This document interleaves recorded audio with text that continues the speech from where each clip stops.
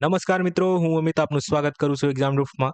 મિત્રો, આજે આપણે મેથ્સમાં CC 2024 7મી એપ્રિલે શિફ્ટ 1માં જે એક્ઝામ લેવાઈ હતી, એનું આજે આપણે સોલ્યુશન જોવાના છીએ. તો ચાલો સ્ટાર્ટ કરીએ. ક્વેશ્ચન નંબર 1 જુઓ.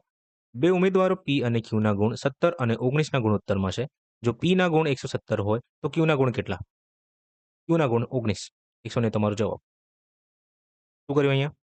કે આ 17 છે, આ 19 છે. ઠીક છે? આ 17 ની જે વેલ્યુ છે ને, એ 170 છે. તો 19 ની વેલ્યુ કેટલી હશે? અહીં મેં ત્રિરાશી યુઝ કર્યું છે કે 17 જે છે કોના બરાબર છે? 170 બરાબર છે. તો 19 બરાબર કેટલું? બરાબર. તો 19 ગુણ્યા 170 છેદમાં 17. 17 થી ભાગ કરશો 10 વારમાં અને 19 ગુણ્યા 10 કરશો તો 190. ઠીક છે? ચાલો. જો p ની ઘાત 4 બરાબર 43 54 માઇનસ 1 છેદમાં p ની ઘાત 4 હોય તો p ની ક્યુબ એટલે p નો ઘન માઇનસ 1 છેદમાં p નો ઘન નું મૂલ્ય કેટલું? એટલે p ક્યુબનું મૂલ્ય કેટલું હશે? ઠીક છે? આ કંઈક આ રીતનું છે. p ની ઘાત 4 આ માઇનસ છે ને આ બાજુ લેતો આવશું 1 છેદમાં p ની ઘાત 4 કરી દઉં છું. આ કોના બરાબર છે? 43 54 બરાબર હશે. ઠીક છે? અને અમારે ક્યાં સુધી પહોંચવું છે? અહીં સુધી પહોંચવું છે. ઠીક છે? હવે મિત્રો તમને ખબર છે કે આ જે છે ને એક ટાઈપનું જેસીબી ટાઈપ કન્સેપ્ટ હોય છે.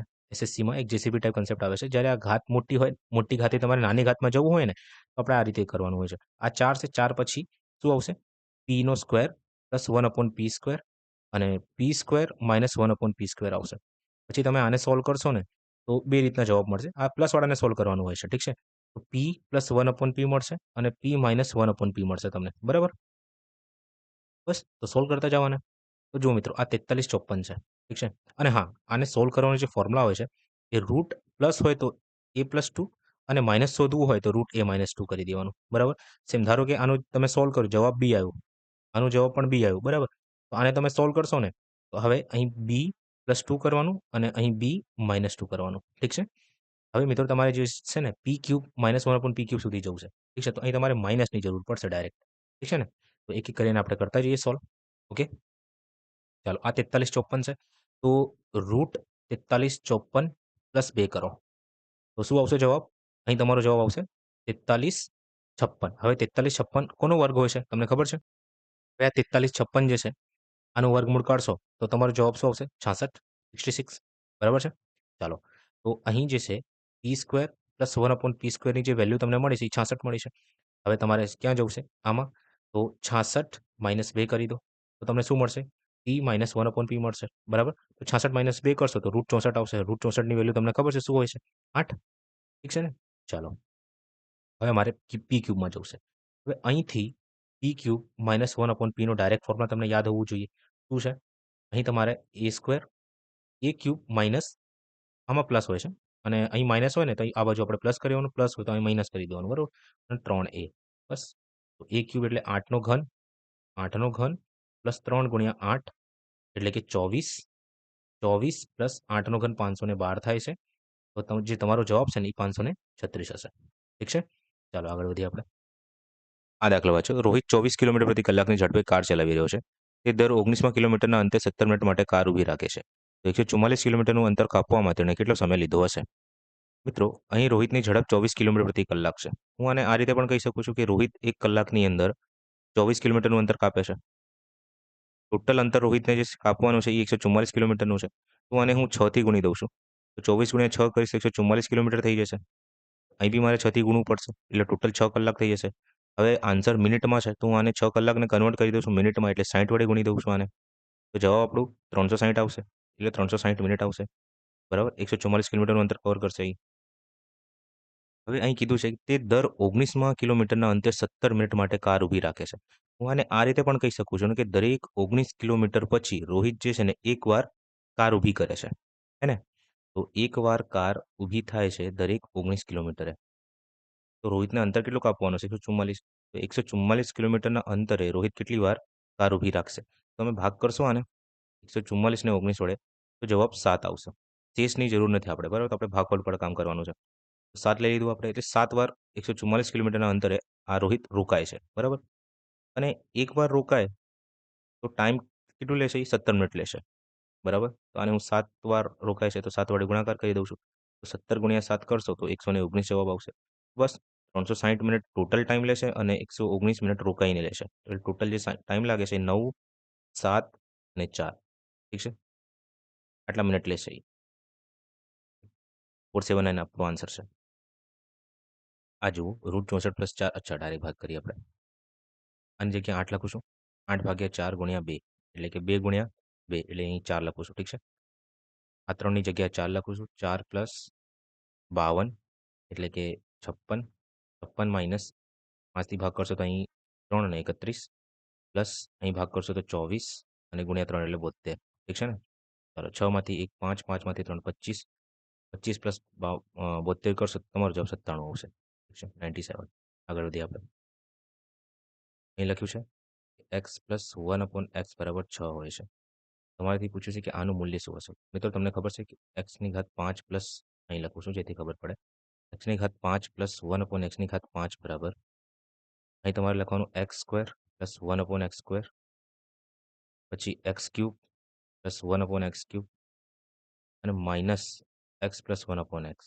હે ને? આ ફોર્મ્યુલા આવે છે. અપ્લાય કરો. સૌથી પહેલાં તમારે છે ને અહીં તમારે સ્ક્વેર કરવું પડશે આનું. બરાબર? તો સ્ક્વેર કરશો તો ફોર્મ્યુલા શું હોય છે? a² - 2. બરાબર? તો 6 નો સ્ક્વેર 36, 36 - 2 એટલે કે 34. ઠીક છે. તો અહીં લખો 34. પછી x³ પ્લસ 1/x³ છે. તો અહીં a³ - 3 એ ફોર્મ્યુલા હોય છે. હે ને? તો 6નો ઘન 216 થાય છે. 216 - 3 × 6 એટલે કે 18 એટલે કે 198 થઈ જશે અહીંયા. 198 લખી દો અહીંયા. ઠીક છે. પછી x પ્લસ 1/x તો આની વેલ્યુ તો ઓલરેડી આપી છે. તો -6 કરી દો. ઠીક છે ને? ચાલો હવે ગુણાકાર કરીએ આપણે. बहुत इजी कैलकुलेशन एक काम કરી. આ 34 છે ને એમને રહેવા દો આને. અને જે છે ને હું 200 - 2 કરી દઉં છું. હવે 34 × 2 કરશો તમને ખબર છે 6800 થાય છે. હે ને? ચાલો 34 - 2 કરશો હવે તો 68 થઈ જશે. અહીંથી તમારો જવાબ આવે છે એ 6732 છે. ઠીક છે. આમાંથી 6 બાદ કરી દો. શું જવાબ આવે છે? 6726 આવે છે. ઠીક છે ને? 6726. બસ આની જગ્યાએ જે છે હું 6726 લખું છું. 6726 - 6720. ઠીક છે. તો જવાબ શું આવશે? 6. તો આપણો જવાબ થઈ ગયો. ઠીક છે. આગળ વધીએ આપણે. જો a + b + c બરાબર 0 અને a² + b² + c² બરાબર 60 હોય તો ab + bc + ca નું મૂલ્ય. મિત્રો ફોર્મ્યુલા તમને યાદ છે. a + b + c નો હોલ સ્ક્વેર બરાબર a² + b² + c² plus 2ab bc અને ca હોય છે. ઠીક છે ને? ચાલો તો a + c નો હોલ સ્ક્વેર એટલે કે આ તો 0 છે. તમને એમ રહેવા દો. 0 બરાબર a² + b². આની જગ્યાએ 60 લખું છું. 60 + 2 આ મારે શોધવાનું છે ને અંદરનું મૂલ્ય જે છે ને એ મારે ફાઇન્ડ કરવાનું છે. તો અહીંયા x લખી દઉં છું. 60ને પેલી બાજુ લઈ જાઉં છું તો -60 થઈ જશે. -60 બરાબર 2x. x બરાબર -60/2. એથી ભાગ કરીશ તો જવાબ શું આવશે? -30. ઠીક છે? -30. આગળ વધીએ આપણે. એક વસ્તુની અંકિત કિંમત તેની પડતર કિંમત કરતાં 40% વધુ છે. જો ₹40 ડિસ્કાઉન્ટ આપ્યા બાદ વસ્તુ ₹80માં વેચાય છે તો તેના નફાની ટકાવારી શોધો. જો મિત્રો વળતર કિંમત કહે છે કે 40% વધુ છે એટલે કે 100ની 40%ની વેલ્યુ તમને ખબર છે ને શું હોય છે? 2/5. અને આ રીતે પણ કહી શકું છું મને. 5થી 7 કરવામાં આવ્યો છે. હવે આ ₹40નું ડિસ્કાઉન્ટ આપ્યું છે. તો વેચાણ કિંમત જે છે ને એ 800 થઈ જાય છે. એનું ક્લિયર મિનિંગ છે કે 7ની વેલ્યુ જે છે ને એ 840 હશે. કેમ કે આપણને ખબર છે કે છાપેલ કિંમત માઇનસ શું હોય છે? ડિસ્કાઉન્ટ કોના બરાબર હોય છે? વેચાણ બરાબર. એટલે વેચાણ કિંમત બરાબર હોય છે. અહીં માઇનસ ડિસ્કાઉન્ટ આપ્યું છે મને 40. એટલે જે ડિસ્કાઉન્ટ છે એ 40 છે -40 અને વેચાણ કિંમત જે છે એ 800 છે. તો છાપેલ કિંમત કેટલી હશે? x બરાબર -40 ત્યાં જઈને પ્લસ થઈ જશે એટલે 840 કરવામાં આવ્યું છે. તો અહીં 7ની કિંમત જે છે ને એ 840 છે. બરાબર?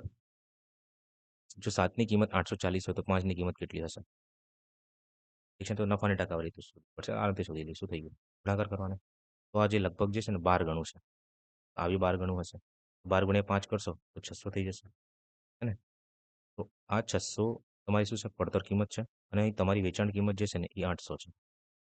ક્લિયર કટ દેખાય છે તમને નફો થાય છે. કેટલાનું? 200નો. 200નો નફો થાય છે શેના ઉપર? 600 ઉપર. ગુણ્યા 100. ભાગ કરો તો 2 એકા 2, 2 થી 3 વાનો. 1/3 ને શું લખવામાં આવશે? 33.33%. આગળ વધીએ આપણે. આ વાંચો. 2 અંકોની કેટલી સંખ્યા 7 વડે ભાજ્ય છે? આન્સર છે તમારું 13. આ સેમ ક્વેશ્ચન 3 એપ્રિલે શિફ્ટ 4માં પૂછાયું હતું આ. કે 2 અંકોની કેટલી સંખ્યા 7 વડે ભાજ્ય નથી? ત્યાં જવાબ આવતું હતું 77. અહીં તે જવાબ આવશે. કઈ રીતે? મિત્રો ના ફાવે ને તો આપણે જે છે ને 7નો ઘડિયો ત્યાં સુધી વાંચો જ્યાં સુધી જે છે ને એ 2 અંકોમાં આવે છે. 2 અંકોમાં એનો જવાબ આવે છે. તમે કહેશો સર કે 7 એકા 7 હે ને? આ તો 1 અંકોની સંખ્યા થઈ ગઈ તો આને આપણે જોવાનું ના હોય, હે ને? પછી 7 ગુણ્યા 2 કરશો તો 14 થઈ જશે. તો આમ કરતાં 7 ગુણ્યા તમે 14 કરશો ને 14 સિત્તા 98 થાય છે. અને 7 ગુણ્યા તમે 15 કરી દેશો તો 15 સિત્તા 105 થાય છે. આ તો 3 અંકોની સંખ્યા થઈ જશે. છેલ્લી જે સંખ્યા વધે છે ને એ 98 છે. ઠીક છે? 2 અંકોની સંખ્યા. તો 2 થી લઈને 14 સુધીમાં ટોટલ કાઉન્ટ કરશો તમે તો ટોટલ 13 સંખ્યાઓ થાય છે. ઠીક છે ને? બસ તો એટલે આપણો જવાબ છે એ 13 છે. ઓકે? આ લોજિક તમે યુઝ કરી શકો છો. ઠીક છે? આગળ વધીએ આપણે. આ વાંચો 251 પ્લસ 253 પ્લસ 255 કરતાં 499. એક કામ કરો. સૌથી પહેલાં અહીં શોધી લો ટોટલ કેટલી સંખ્યાઓ છે. બરાબર? ફોર્મ્યુલા તમને ખબર છે કે n બરાબર L માઇનસ A છેદમાં D પ્લસ 1 હોય છે. ઠીક છે ને?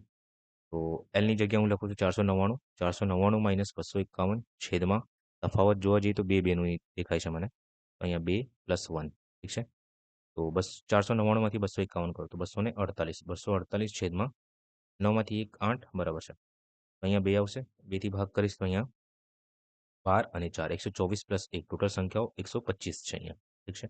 હવે SN બરાબર તમને ખબર છે શું હોય છે n/2 પ્રથમ પદ પ્લસ છેલ્લો પદ. ઠીક છે ને? ચાલો. તો અહીં લખું છું એનની જગ્યા 125 છેદમાં 2 અને પ્રથમ પદ 251 પ્લસ 499. હવે 125 છેદમાં 2 251 પ્લસ 499 કરશો તો 9 અને 1 10 9 5 14 1 5 4 અને 2 6 750 750. ઠીક છે? 2થી ભાગ કરશો તો અહીં જવાબ આવશે 337 37 ને 5 375 તમારો જવાબ આવશે. હવે 125 ગુણ્યા 375 કરો. ઠીક છે? જો તમારે દાખલો સોલ્વ ના કરવો હોય પૂરેપૂરું બરાબર તો એક કામ કરો અહીં ડિજિટલ સમ જોઈ લો તો 5 ને 2 7 ને 1 8 7 3 10 5 15 15 એટલે 5 અને 1 6. ઠીક છે? 8 ગુણ્યા 6 કરશો એટલે 48 48 એટલે 8 4 12 ને 1 3. હે ને? તો જુઓ તો એનો ડિજિટલ સમ 3 આવે છે. 6 4 10 3 13 13 7 20 5 22 22 એટલે 4. 6 4 10 8 18 18 7 25 25 માં 5 30 30 એટલે 3. યસ આપણો જવાબ છે પૂરું થઈ ગયું. તો આપણે ચેક કરી લઈએ રિસ્ક નહીં લેવું. 6 4 10 4 6 4 10 4 14 5 19 19 એટલે 1. 6 4 10 5 15 15 માં 2 17 5 22 એટલે 4. આનાથી એક જ જવાબ છે. ઠીક છે? ચાલો આગળ વધીએ આપણે. આ વાંચો 75 સંખ્યાઓની સરેરાશ 144 છે. જો દરેક સંખ્યાને 12 વડે ભાગવામાં આવે તો નવી સરેરાશ કેટલી હશે? મિત્રો મેં તમને કીધું હતું જ્યારે પણ સરેરાશમાં એ સરેરાશના અવલોકનોમાં તમે ઘટાડો વધારો ભાગાકાર ગુણાકાર જે બી કરો સેમ ચેન્જીસ તમને સરેરાશમાં જોવા મળશે. બરાબર? તો અહીં સરેરાશ પહેલાં 144 છે. બરાબર? અને સંખ્યામાં એટલે કે અવલોકનોમાં 12 વડે ભાગ કરવામાં આવે છે. તો સંખ્યામાં તમારે એટલે સરેરાશમાં તમારે 12 વડે ભાગ કરવાનું રહેશે. તો 144 ભાગ્યા 12 કરી દો. 12 તમારો જવાબ. ઠીક છે ને? ચાલો. દાખલો વાંચો. વિનય ₹76 પ્રતિ ડઝનના દરે 60 ડઝન પેનો ખરીદી. તેણે 20 ડઝન પેનો 20% નફામાં અને બાકીની 40 ડઝન પેનો 25% નફામાં વેચી. તો તેના નફાની ટકાવારી કેટલી છે? મિત્રો અહીં જે છે તમારે આની કોઈ જરૂર નથી. બરાબર? ડાયરેક્ટ આપણે 60 ડઝન લઈને સોલ્વ કરીએ. હે ને? ચાલો. આ 60 ડઝન પેનો છે. આ 60 ડઝન પેનોમાંથી 20 ડઝન પેનો 20% નફામાં વેચે છે. ઠીક છે? અને 40% પેનો જે છે એ 25% નફામાં વેચે છે. મિત્રો અહીં છેલ્લે જે છે ને મારે નફાની જરૂર પડશે અને પડતર કિંમતની જરૂર પડશે. ઠીક છે? તો આ 76 જે છે છેલ્લે એમ થાય છે એને કપાઈ જવાનો છે. બરાબર? ભાગાકાર થઈ જશે. તો આની કોઈ જરૂર નથી. તો ડાયરેક્ટ આ જે છે ને આ 20નું હું 20% શોધું છું. તો 20નું 20% કરીશ તો 4 આન્સર આવશે. આ ખબર પડે તો આ રીતે કરો. 20 લખો અને 20%ની વેલ્યુ તમને ખબર છે કે 1/5 થાય છે. હે ને? 5થી ભાગ કરશો તો અહીંયા 4 આવશે. એટલે મેં અહીંયા 4 લખ્યું છે. આ 40 છે. આ 40નું તમે 1/4 લખશો ને તો 10 જવાબ આવશે. ઠીક છે? તો અહીંયા 10 લખું છું.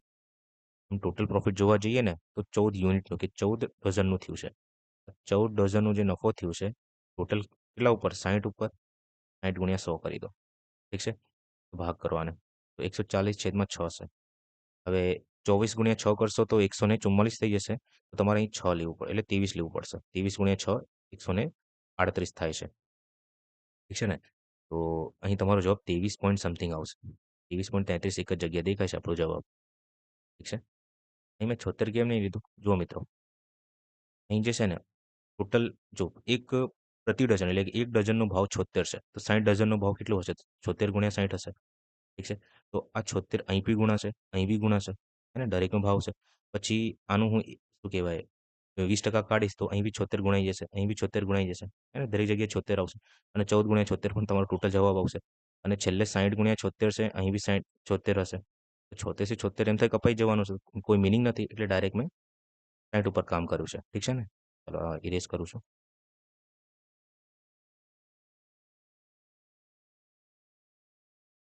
આગળ વધીએ આપણે. 4 અંકની સૌથી મોટી સંખ્યા જેને 6, 15 અને 11 વડે બરાબર ભાગી શકાય. તો 6, 15 અને 11. એક કામ કરો, અહીં 11નો મલ્ટિપલ ચેક કરી લો. 11 વડે ભાગ થાય છે ને, 11 ઈઠ્ઠા 88, 2 વધશે, આ જરૂર નથી. આ જ છે તમારો જવાબ. 99 તમારો જવાબ હશે. ના ખબર પડે તો કંઈક આ રીતનું છે. 6, 15 અને 11નો લસાઅ લઈ લો. તો 6, 15, 11નો જે લસાઅ થાય છે ને, એ થાય છે 15 ગુણ્યા 6 એટલે 90, 99 થાય છે. આ તમારો જવાબ આવી ગયો. ઠીક છે ને? 4 અંકોની સૌથી મોટી સંખ્યા. અને તમને ખબર છે 4 અંકોની સૌથી મોટી સંખ્યા કેટલી છે? 9999 છે. ઠીક છે? તો આ નંબરની આજુબાજુ નજીકમાં જ મારે જવાનું હોય છે. ઠીક છે ને? ચાલો આ તમારો જવાબ છે. આ મેં અહીં લસાઅ લીધો છે. ઠીક છે? જેથી તમને ખબર પડે. ચાલો નેક્સ્ટ જુઓ.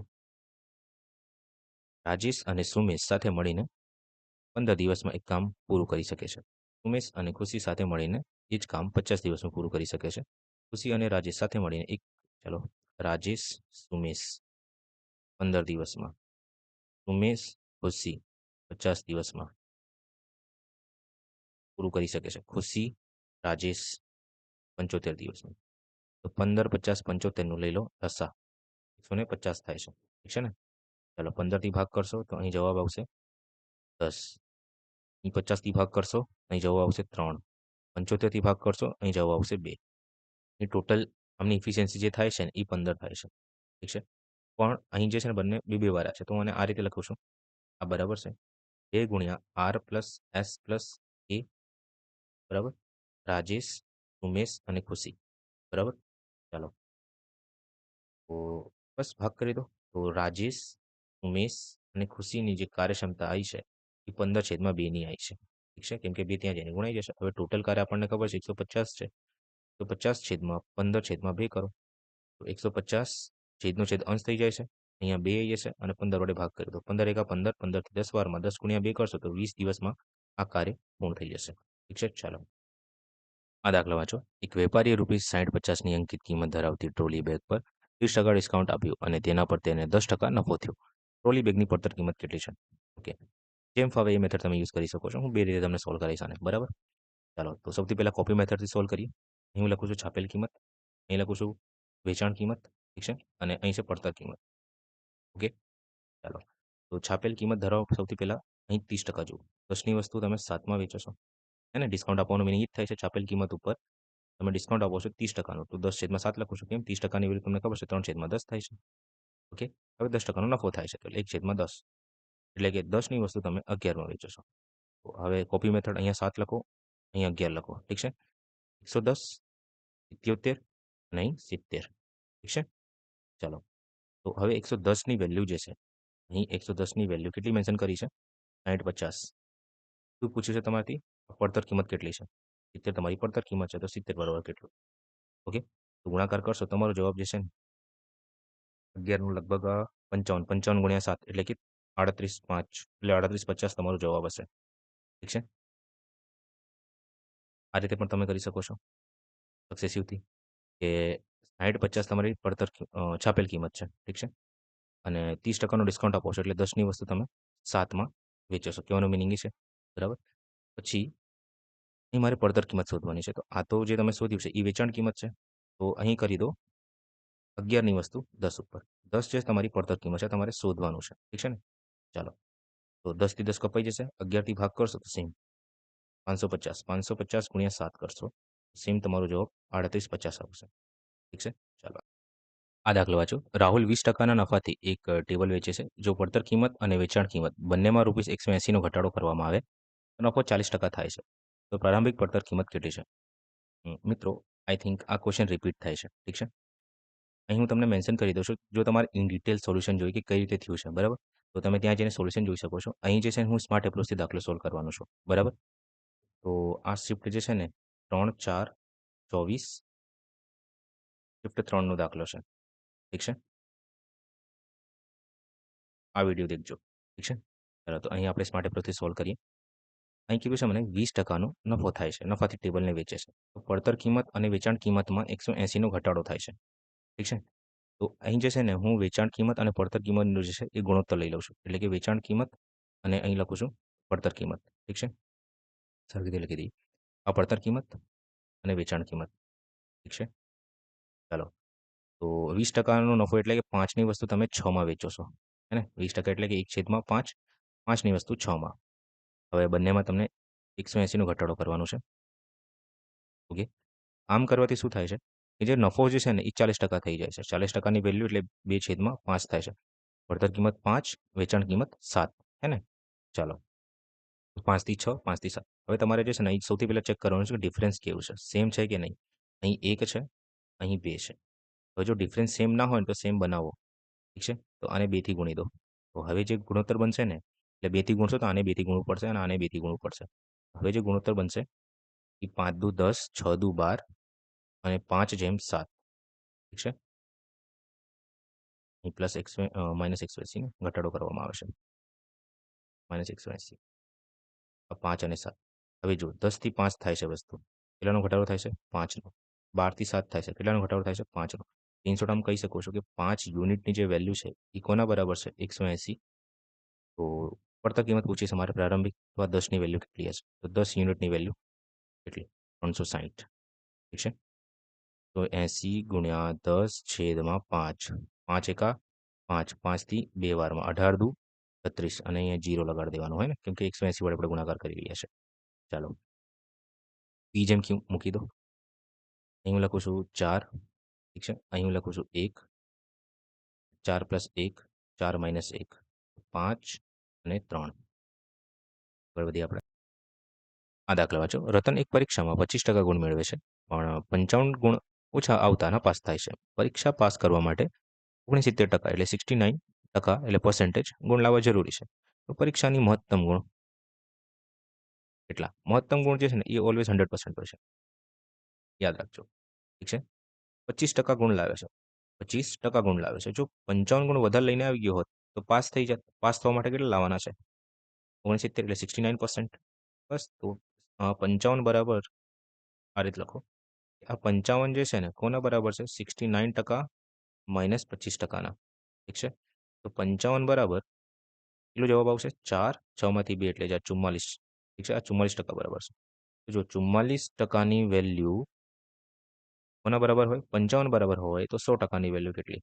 મેક્સિમમ માર્ક્સ તમને મળી જશે. 55 ગુણ્યા 100/44 કરો. 11 થી ભાગ કરશો 4 આવશે, 11 થી ભાગ કરશો 5 આવશે, 4 થી ભાગ કરશો તો 25 આવશે. 25 ગુણ્યા 5 કરશો તો 125 તમારો જવાબ આવશે. ઠીક છે ને? ચાલો નેક્સ્ટ. x² - 7x + 1 = 0. તો x² + x + 1/x + 1/x². આને જે છે ને આ રીતે લખું છું. x² + 1/x² + x + 1/x. ઠીક છે, ચાલો આને જે છે હું કંઈક આ રીતે લખું છું. x² એટલે બધાને જે છે ને હું x થી ભાગ કરી દઉં છું. આને x થી ભાગ કરું છું, આને x થી ભાગ કરું છું, આને x થી ભાગ કરું છું. તો અહીં x આવશે અને x થી x કપાઈ જશે, x થી x કપાઈ જશે. તો x - 7/x + 1/x કોના બરાબર છે? 0 ના. તો x + 1/x બરાબર કપાઈ ગયું છે. ઠીક છે ને? તો અહીં જવાબ -7 છે. પેલી બાજુ મોકલી દઉં છું તો આ +7 થઈ જશે. x + 1/x બરાબર 7 છે. શું પૂછ્યું છે? x² અને x + 7ની. અહીં +7 અને બસ સ્ક્વેર કરી દેવાનો. a² - 2 કરવાનું હોય છે. તો 7નો વર્ગ 49 - 2 એટલે 47. 47 માં 7 54 હે ને? 54 કરું છું. 54. આગળ વધીએ આપણે. બે વિદ્યાર્થીઓની ઉંમરનો ગુણોત્તર 12/11 છે. એમની ઉંમર વચ્ચેનો તફાવત 10 વર્ષ. તો નાના વિદ્યાર્થી 11નો મલ્ટીપલ ચેક કરી લો. 110. જુઓ 12/11 છે. 12/11 છે. ઠીક છે. તો કહેવાનું મીનિંગ કે આ મોટો છોકરો છે, આ નાનો છોકરો છે. બરાબર? વિદ્યાર્થી છે. આ મોટો વિદ્યાર્થી છે, આ નાનો વિદ્યાર્થી છે. બરાબર? બે વચ્ચે તફાવત કેટલાનો છે? 1નો છે. 1ની વેલ્યુ કેટલી છે? 10 વર્ષ. બસ તો ગુણાકાર કરો. તો 11ની કેટલી? 11 ગુણ્યા 10 એટલે કે 110 વર્ષ. આગળ વધીએ આપણે.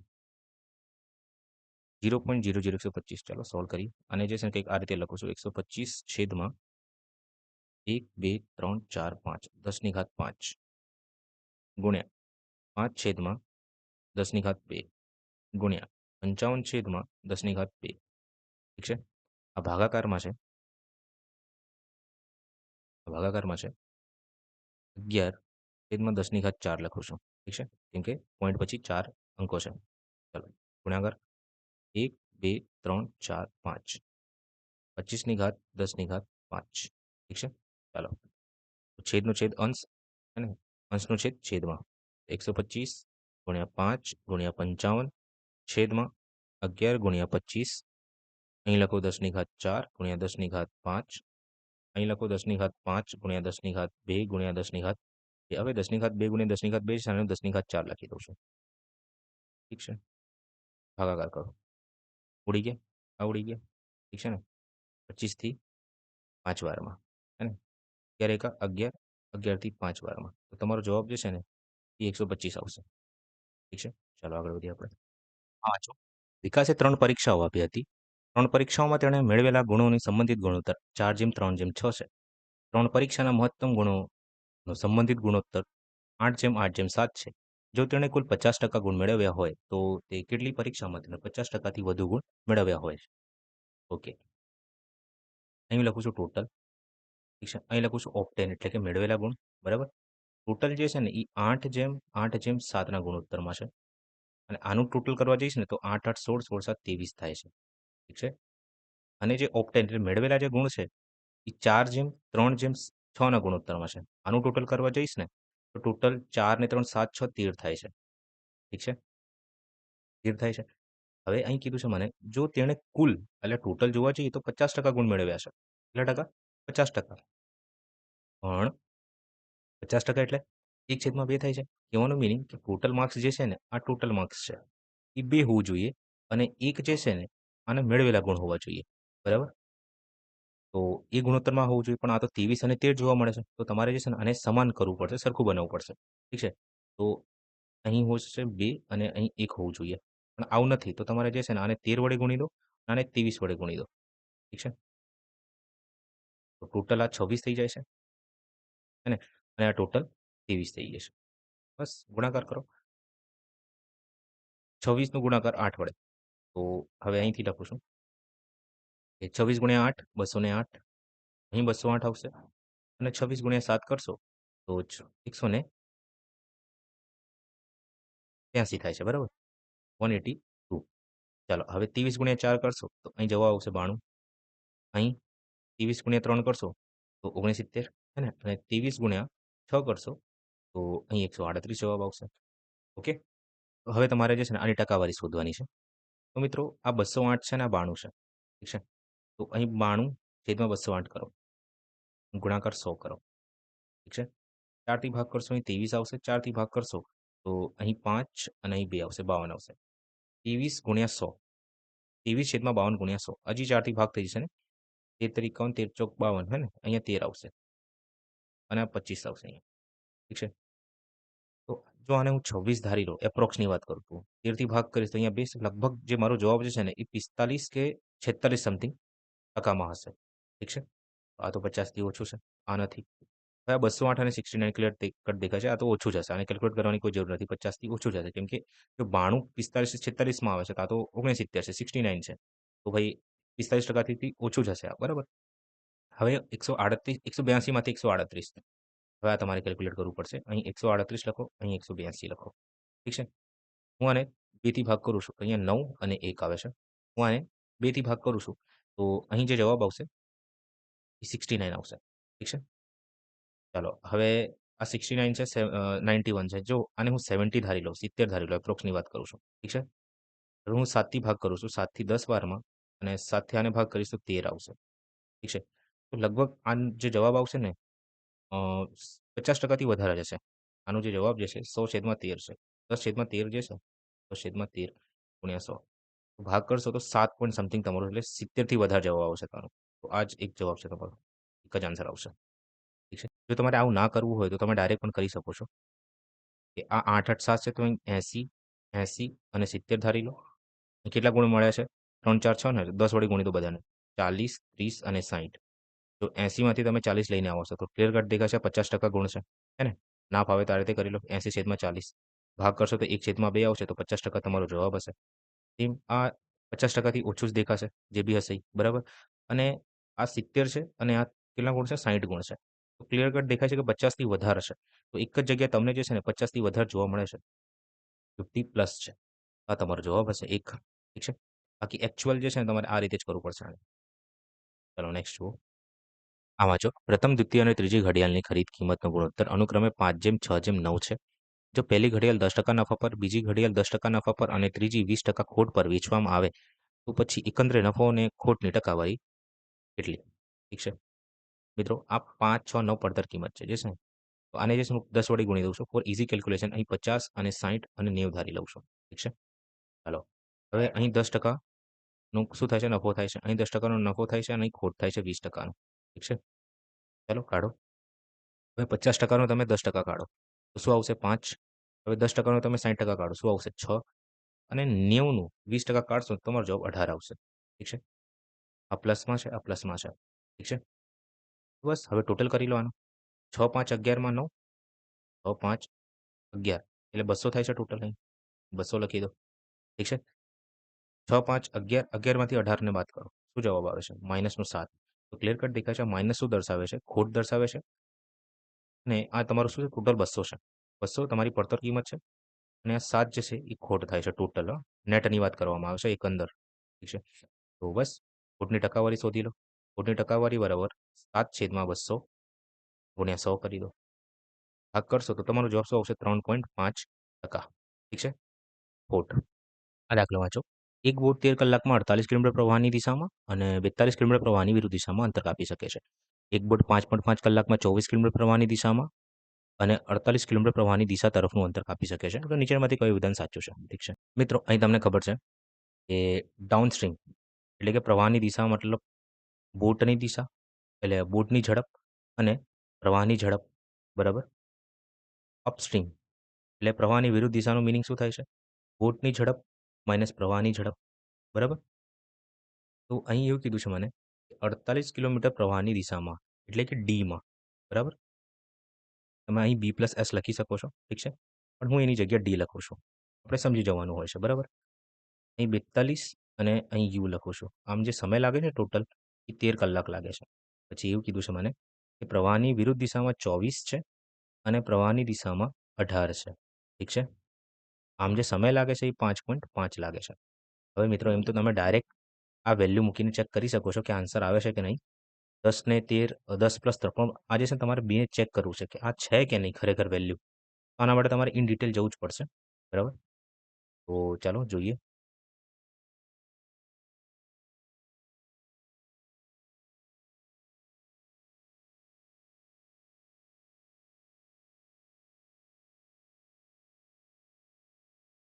બરાબર 5.5 છે. ઠીક છે? હવે મિત્રો આપણે જે છે ને આ સમીકરણને સમાન બનાવવાનું છે, સરખું કરવું છે. ઠીક છે? આને જે છે ને 8 વડે ગુણી દઉં છું. અને જે છે હું 3 વડે ગુણી દઉં છું. ઠીક છે? તો 48 તરી 144 થાય છે. ઠીક છે? આ અહીંયા ગણું છું. અને 42 તરી 126 થાય છે. 13 તરી 39 થાય છે. 18 * 144 થાય છે. આ ડી અને યુ લખતો નથી, ખાલી આપણે ધ્યાનમાં રાખવાનું છે કે હા નીચે છે, બરાબર? છેદમાં છે ઈ. 24 × 8 કરીશ 192 લખવાનું આપણે, બરાબર? 5.5 × 8 કરશો ને તો 440 થાય છે એટલે 55 × 8 440 અને અહીં 44 આવશે. ઠીક છે? ચાલો હવે માઇનસ કરી દઈએ આપણે. અહીં દૂર કરશો તો જવાબ તમારો અહીં 66 આવશે. -66 છેદમાં યુ છે યાદ રાખજો હો. છેદમાં યુ છે. મેં લખ્યું નથી અહીંયા. આ કોના બરાબર છે? -5 ના. ઓકે? હવે બંને બાજુ માઇનસ છે તો પ્લસ થઈ જશે તમને ખબર છે. તો અહીં યુની જે વેલ્યુ આવી છે ને એ 66/5 છે. ઠીક છે? જેને તમે 13.2 લખી શકો છો. ઠીક છે? 13.2 શું છે? કિલોમીટર પ્રતિ કલાક જે બી હોય, બરાબર? હવે આમાં અપ્લાય કરી દો 48 વાળો મૂકો આને. તો આ યુની જગ્યા જે છે ને હું મૂકું છું આ 13.2 ને એટલે કે 66/5 ને મૂકું છું. ઠીક છે? For easy calculation. હવે તમને ખબર છે છેદનો છેદ અંશ થઈ જાય છે. આ 5 બની જશે. આને હું 6 થી ભાગ કરું છું તો અહીંયા 11 આવશે. 6 થી ભાગ કરું છું અહીંયા 7 આવશે. એટલે 35/11 થઈ ગયું છે. હવે 35 આ બાજુ જશે 13ની બાજુમાં એટલે -35/11 થઈ જશે. ઠીક છે? 11 × 13 કરશો ને 143 થાય છે. હે ને? -35 કરો. તો તમારો જે જવાબ આવે છે એ 108/11 આવે છે. હવે મિત્રો 108/11 છે. તો કમ્પેરિઝન કરો કે 48/d બરાબર 108/11.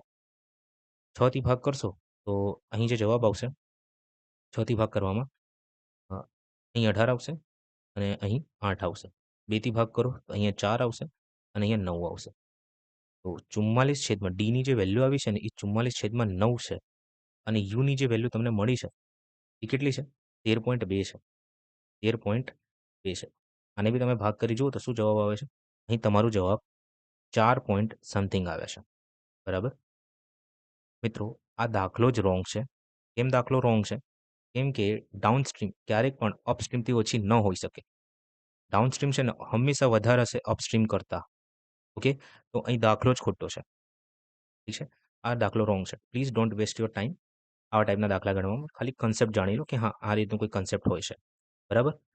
આ પોસિબલ નથી આમાં. કોઈ જવાબ નહીં આવે અને હોપ સો એ ટાઈમે તમે લોકોએ ઓબ્જેક્શનમાં નાખ્યો હશે આ ક્વેશ્ચનને. ઠીક છે? ચાલો આગળ વધીએ આપણે. ઘણા ક્વેશ્ચન રોંગ પડ્યા છે આમાં અને આ ટોટલી ટાઈમ વેસ્ટ કરે છે એક્ઝામમાં આવા ટાઈપના ક્વેશ્ચન્સ. આ દાખલા વાંચો. 3 સંખ્યાઓની સરેરાશ 101.25/3 છે. જો પ્રથમ સંખ્યા ત્રીજી સંખ્યા કરતાં 5/4 હોય, ત્રીજી સંખ્યા બીજી સંખ્યા કરતાં 20 ઓછી હોય, તો બીજી સંખ્યાનું મૂલ્ય કેટલું છે? મિત્રો અહીં 3 સંખ્યાઓ છે A, B, C. ઠીક છે? કીધું છે મને કે જો પ્રથમ સંખ્યા ત્રીજી સંખ્યા કરતાં 5/4 હોય, તો મિત્રો આ ત્રીજી સંખ્યા 4x હોય ને તો આ જે છે એ 5x હશે. આનું મિનિંગ એ છે કહેવાનું. બરાબર? અને ત્રીજી સંખ્યા બીજી સંખ્યા કરતાં 20 ઓછી છે. તો આ ત્રીજી સંખ્યા 20 ઓછી છે એટલે 4x + 20 છે. આ વધારે હશે. તો આ 20 ઓછી હોય તો વધારે હોઈ શકે છે. હે ને? આ રીતે તમે લખી શકો છો આને. ચાલો હવે તમને ખબર છે કે સરેરાશ આપ્યું છે તમને. તો સરેરાશ ગુણ્યા સંખ્યા એટલે ટોટલ સરવાળો થાય છે. તો અહીં ટોટલ સરવાળો લખું છું. A + B + C બરાબર 101.25/3 ગુણ્યા 3 કર્યું કેમ કે આ ટોટલ 3 સંખ્યાઓ છે. ઠીક છે? 3 સંખ્યાઓને લીધે અહીં મેં ગુણાકાર કર્યો છે જેથી તમને ખબર પડે એટલે લખું છું. બરાબર? 3 થી 3 કપાઈ જશે. તો અહીંયા શું વધ્યું? 101.25 પણ આ એની જગ્યાએ હું લખીશ અહીંયા 5x + 4x + 20 + 4x. ઠીક છે? અહીં ટોટલ સરવાળો 5 4 9 4 13x + 20 આ બરાબર હશે કોના? 101.25. ઠીક છે? આ 13x બરાબર 101.25 - 20 કરી દો. ઠીક છે? અને x બરાબર 81.25/13 કરી દો. ઠીક છે ને? આ પોઈન્ટને દૂર કરો હાલ ફિલહાલ માટે અહીં નીચે 100 લખી દો. ઠીક છે? 13 થી ભાગ કરવાના. તો 13 થી ભાગ કરશો ને તો 13 છંગ 78, 13 છંગ 78 અને વધ્યું 3, 13 દુ 26, વધ્યું 6, અહીંયા 5. ઠીક છે? 625 આવશે અને છેદમાં 100 છે. તમે આને આ રીતે લખી શકો છો 6.25. ઠીક છે? હવે તમારાથી પૂછ્યું છે કે આ બીની વેલ્યુ કેટલી હશે? તો બસ 4 ગુણ્યા 6.25 + 20 કરી દો. ઠીક છે?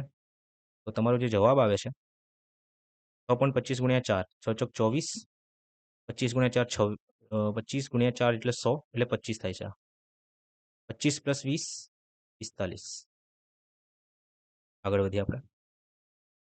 આ દાખલો વાંચો. રોહન 17 કિલોમીટર પ્રતિ કલાકની ઝડપે ચાલી રહ્યો છે. દરેક કિલોમીટર પર આ દાખલો વાંચો. રોહન 17 કિલોમીટર પ્રતિ કલાકની ઝડપે ચાલી રહ્યો છે. દરેક કિલોમીટર પછી તે 10 મિનિટ આરામ કરે છે. 34 કિલોમીટરનું અંતર કાપવામાં તેને કેટલો સમય લાગશે? ઓકે. મિત્રો આનું મિનિંગ તમને ખબર છે શું થાય છે? 17 કિલોમીટર પ્રતિ કલાકને કે રોહન જે છે ને 1 કલાકમાં 17 કિલોમીટરનું અંતર કાપે છે. ઠીક છે? ટોટલ કેટલું કાપવાનું છે રોહનને? 34. તો આને 2 વડે ગુણી દો. તો 2 વડે ગુણશો ને તો અહીં જવાબ આવશે 2 કલાક. 2 કલાકમાં રોહનભાઈ 34 કિલોમીટરનું અંતર કાપશે. પણ અહીં કન્ડિશન આપી છે કે દરેક કિલોમીટર પછી તે 18 મિનિટ માટે આરામ કરે છે. એટલે કે 1 કિલોમીટરમાં આ ભાઈ જાય છે ને 10 મિનિટ માટે આરામ કરે છે. હું આને આ રીતે પણ વાંચી શકું છું કે દરેક 1 કિલોમીટર પછી આ ભાઈ 1 વાર આરામ કરે છે. 1 વાર આરામ કરે છે. હે ને? ચાલો. હવે ટોટલ અંતર કેટલું કાપવાનું છે? 34. તો 34 કિલોમીટરમાં કેટલી વાર આરામ કરશે? તમે કહેશો સર 34 વાર. ના, આ રોંગ છે. કેમ રોંગ છે? અહીં જવાબ તમારો 33 આવશે. એટલે કે 34 - 1 તમારે કરવું પડશે 33 વાર. અહીં 33 વાર એટલા માટે આવે છે કેમ કે છેલ્લી વખતે એટલે કે જ્યારે આ ભાઈ પોતાના ગંતવ્ય સ્થાને પહોંચવાના હશે ને, ત્યારે તે આરામ જ કરશે. એ અંતર કે એ આરામને આપણે નથી ગણવાનું આમાં. બરાબર? કેમ કે તે પોતાના ગંતવ્ય સ્થાને પહોંચી ગયો છે. હવે એ ટાઈમે આરામ કરે કે રમે કે ગમે તે કરે આપણે શું? બરાબર? તો અહીં જવાબ 33 વાર આવશે. એક માઇનસ કરી દેવાનું હોય છે આમાં. ઠીક છે ને? ચાલો તો સોલ્વ કરીએ. તો અહીં જે જવાબ આવે છે કે 34 કિલોમીટર, 34 વાર નહીં 33 વાર. હવે 1 કિલોમીટરમાં 10 મિનિટ માટે રોકાય છે. તો 33 એટલે કે એમ પણ કહી શકો છો કે 1 કિલોમીટરમાં 1 વાર તો હવે 1 વાર રોકાય છે આ ભાઈ કેટલા મિનિટ માટે? 10 મિનિટ માટે. તો 33 વારમાં કેટલી મિનિટ માટે રોકાશે? તમે કહેશો 330 વાર. એટલે 330 મિનિટ માટે. ઠીક છે ને? ચાલો. તો અહીં 330 મિનિટ પ્લસ આ 2 કલાક છે એટલે 120. 0, 3 ને 2 5, 3 અને 1 4. 450. હવે મિત્રો હું આને આ રીતે લખી શકું છું 420 પ્લસ 30. ઠીક છે ને? હવે મને જો 60 થી ભાગ કરી દઈશ ને તો મને કલાક મળી જશે. તો કલાકમાં જે જવાબ આવે છે ને એ 7 આવે છે. 7 કલાક આવે છે. ઠીક છે? અહીં જે જવાબ આવે છે ને એ 30 મિનિટ આવે છે. શું આવે છે? 30 મિનિટ આવે છે. 7 કલાક 30 મિનિટ આ તમારો જવાબ છે. ઠીક છે? આગળ વધીએ આપણે. આ વાંચો A1, A2, A3 મળીને A1 કરતાં 210 દિવસ ઓછા સમયમાં, A2 કરતાં 105 દિવસ ઓછા સમયમાં અને A3 કરતાં 35 ઓછા સમયમાં એક કાર્ય પૂર્ણ કરી શકે છે. તો A1, A2 અને A3 સાથે મળીને એ જ કાર્યને પૂર્ણ કરવામાં 105 દિવસ લેશે. તો A1 અને A2 સાથે મળીને કેટલા દિવસમાં એ જ કાર્ય પૂર્ણ કરશે? ઠીક છે. અહીં A1, A2 અને A3 આ સાથે મળીને જે કાર્ય કરે છે ને એને હું S ધારું છું. ઠીક છે. S જે છે ને એ A કરતાં 210 દિવસ ઓછું લેશે. આ S જે છે ને એ A2 કરતાં 105 દિવસ ઓછું લેશે. આ S જે છે ને એ A3 કરતાં 35 દિવસ ઓછું લેશે. ઠીક છે. મારાથી શું પૂછ્યું છે? A1 અને A2 સાથે મળીને કેટલા દિવસમાં? ઠીક છે. આ S જે છે ટોટલ 105 આપ્યું છે કે આટલા દિવસમાં કાર્ય કરે છે. તો A1 જે છે 315 દિવસમાં કાર્ય કરશે. A2 જે છે એ 210 દિવસમાં કાર્ય કરશે અને A3 જે છે એ કેટલા દિવસમાં કાર્ય કરશે? -35 અને 105 એટલે 140 દિવસમાં. પણ આની કોઈ જરૂર નથી આપણે. બરાબર? આ 315, 210 છે. કાં તો લસાઅથી આના દાખલાને સોલ્વ કરો. લસા લઈને. અહીં 315 અને 210 છે. એક કામ કરો. કાં તો લસા લઈને દાખલાને સોલ્વ કરો. ઠીક છે? કાં તો ડાયરેક્ટ ફોર્મ્યુલા. જ્યારે બે જણા ડાયરેક્ટ એટલે જોડે કાર્ય કરતા હોય બરાબર તો T1 અને T2 હોય છે. છેદમાં T1 પ્લસ T2 બરાબર? ચાલો તો બંને રીતે સોલ્વ કરીએ. પહેલાં હું ફોર્મ્યુલાથી સોલ્વ કરું છું પછી આના રીતે બરાબર? T1 315 210 અહીં 525 ટોટલ સરવાળો 525 થાય છે. ઠીક છે ને? આ બેનો સરવાળો. બસ આ 525 હું આ રીતે લખી શકું છું 21 ગુણ્યા 25 21 થી 10 વારમાં 5 થી કાપું છું 5 વારમાં 5 થી 2 વારમાં 5 થી ભાગ કરીએ આપણે તો 5 થી 6 વારમાં અને 5 થી 3 વારમાં 63 ગુણ્યા 2 કરશો તો તમારો જવાબ શું આવશે? 124 દિવસ. હા, ફોર્મ્યુલાથી શોર્ટમાં થઈ ગયું છે. ઠીક છે, તો એલસીએમ મેથડ રહેવા જ દઈએ. હે ને? ચાલો આગળ વધીએ આપણે. સોલ્વ કરવું તો કરી શકીએ છીએ. 315 છે, રહેવા દો. આગળ વધીએ આપણે. ઠીક છે. આ વાંચો 350 મીટરની લંબાઈ ધરાવતી એક ટ્રેનને 550 મીટર લાંબા પુલને પાર કરવામાં 12 સેકન્ડ સમય લાગે છે. 150 મીટર લાંબા પુલને પાર કરવામાં ટ્રેનને કેટલો સમય લાગશે? જો મિત્રો ધરાવતી ટ્રેનને 550 મીટર લાંબા પુલને પાર કરવામાં 12 સેકન્ડ લાગે છે. ટ્રેન જે છે ને પોતાની લેન્થને કવર કરશે. જોડે જોડે આ પુલની જે લેન્થ હશે લંબાઈ હશે એને પણ કવર કરશે. એ અંતર થઈ જશે એના માટે બરાબર. અને જે સમય લાગે છે એ 12 સેકન્ડ લાગે છે. 35માં 55 5 5 10 5 90 થાય છે એટલે 900 થાય છે. 900 છેદમાં 12 કરો. 12થી ભાગ કરશો તો 12 ઈઠ્ઠા 96 થાય છે. 12 સિત્તા 84. 6 વધ્યું અહીંયા 5 આવશે 75. તો 75 મીટર પર સેકન્ડ જે છે તમારો જવાબ આવી ગયો છે એટલે ઝડપ આવ્યું છે બરાબર. આ ઝડપ આવી છે તમારી. બસ હવે આ 1300 ને ભાગ કરી દો 75થી. ઠીક છે ને? તો ભાગ કરીએ 5થી ભાગ કરશો ને પહેલાં તો અહીં 15 આવશે અને 5થી આને ભાગ કરશો તો અહીં 200 ને કેટલો આવશે? 5થી ભાગ કરશો તો અહીંયા 60 આવશે 260. હવે 15થી આને ભાગ કરશો 15 એકા 15 15 દુ 30 થઈ જશે 15 એકા 15 અને 15થી 6 વારમાં 90 થઈ જાય છે. 16 સેકન્ડ જે છે તમારો જવાબ આવશે. ઠીક છે? એકવાર હું બી ટ્રાય કરી જોઉં કે 16 ગુણ્યા 15 કરવાથી થાય છે કે નહીં. 500 290 થાય છે. હા, 260 થાય છે. બરાબર છે. 16 સેકન્ડ તમારો જવાબ છે. ઠીક છે. આ જુઓ 31/12 ભાગ્યા 4 ગુણ્યા 2 પ્લસ 143 માઇનસ 212. ચાલો સોલ્વ કરીએ. 4 થી ભાગ કરવાનો. 4 થી ભાગ કરશો તો 4 થી 7 વારમાં 30 વધશે.